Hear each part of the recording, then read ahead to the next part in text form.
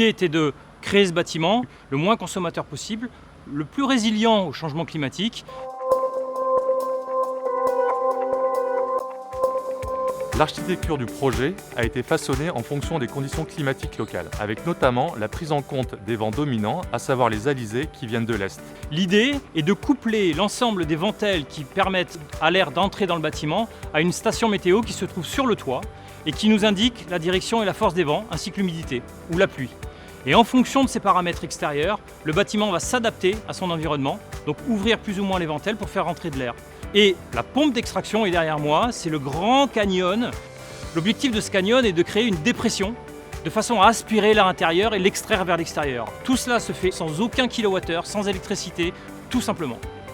Nous n'avons pas de climatisation, c'est ce qui coûte le plus cher dans un aéroport, c'est de produire du froid pour des grands espaces comme celui-là. On est réellement satisfait d'avoir remporté ce prix pour La Réunion. Pour un département comme le nôtre, qui est force d'innovation, en termes d'image, c'est un atout non négligeable. Et on espère bien qu'il inspirera à l'avenir d'autres projets.